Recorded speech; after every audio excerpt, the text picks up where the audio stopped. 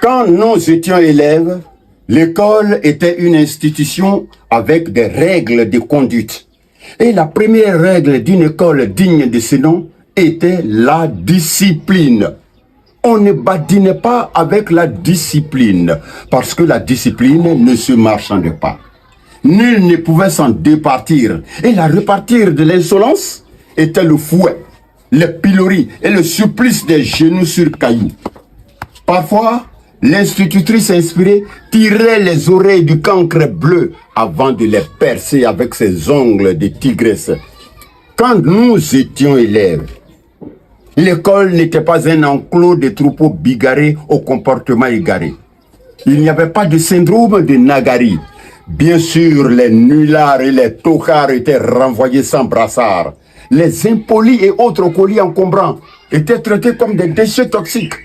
Ils étaient vite éjectés du système, comme on éjecte le pus de la gangrène, comme on éjecte le verre du fruit. Quand j'étais élève, le maître était craint parce qu'il avait du cran et de l'autorité. On ne regardait pas un maître dans les yeux. On ne ripostait pas au coup du maître, aussi cruel fut-il, parce que l'apprentissage passait par la douleur, et la douleur ne faisait pas mal aux droits de l'homme. Elle était la sanction de l'échec. Quand nous étions élèves, nous lavions à tour de rôle les toilettes nauséabondes. Nous balayions la cour de l'école à tour de rôle. Nous plantions et arrosions les arbres. Nous montions le drapeau à tour de rôle et chacun était pressé de se mettre au pied du grand mât pour entonner l'hymne national.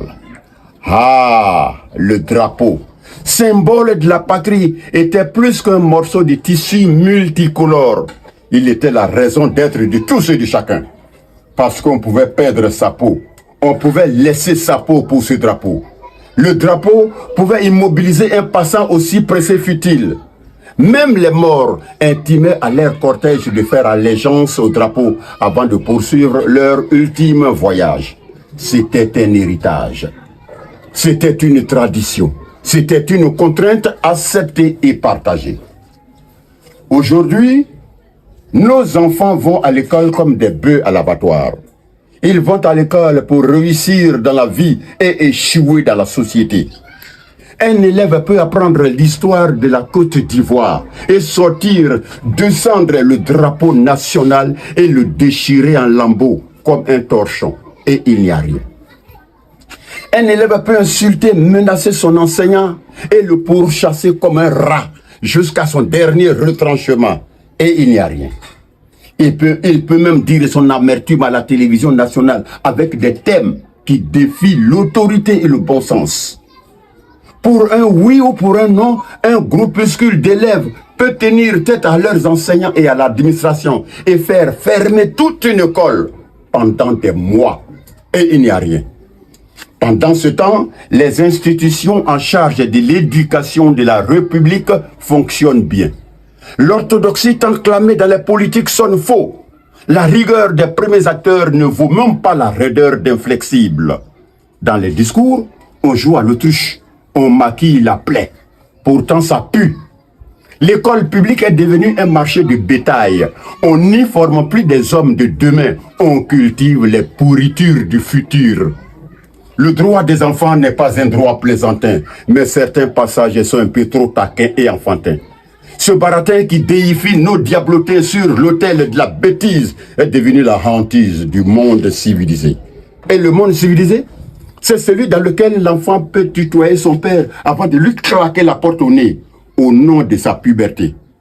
Le monde civilisé, c'est celui dans lequel l'enfant peut menacer sa mère en citant la linéa de la liberté au nom de ses 18 ans. Mais gare à mon fils. Aujourd'hui, l'école est devenue un bazar de tard. Notre retard est en fermentation à l'école. Les prémices de nos échecs futurs sont à l'école. Nos enfants sont devenus des enfants de cœur de paroisse politique et politicienne. Un élève peut donner un ultimatum à son enseignant et marcher sur les pieds du conseil de discipline. À qui la faute? La faute nous incombe tous. La faute est à la démocratie et à tous ces concepts qui font de l'enfant un bien doté de droits maladroits. La faute est à l'enseignant qui donne le cours en faisant la cour à la coquine morveuse de la première table. La faute est au professeur qui trinque à la table de la lanterne rouge de la classe et est prêt à sacrifier 5 points. Oui, 5 points pour labourer le bas-fond de la puchelle en dentelle. La faute est aux parents insouciants qui n'ont aucun plan pour leurs enfants. La faute est aux dirigeants qui manquent de fermeté pour valider leur autorité. Notre école est une vaste cour de récréation. Malheureusement, il n'y a pas de carillonneur pour sonner la fin de la pagaille. Demain, oui, demain, nous serons dirigés par d'impénitents voyous, diplômés sans aucune fibre patriotique, parce qu'ils n'ont jamais été programmés pour être des responsables. La problématique de notre école pose une réelle colle. Malgré le pactole des années folles, nous sommes toujours dans la camisole. On rafistole, on copie et on colle mal. On décolle comme on bricole sans user des bémols. Notre école ne fait plus école. Je vous remercie.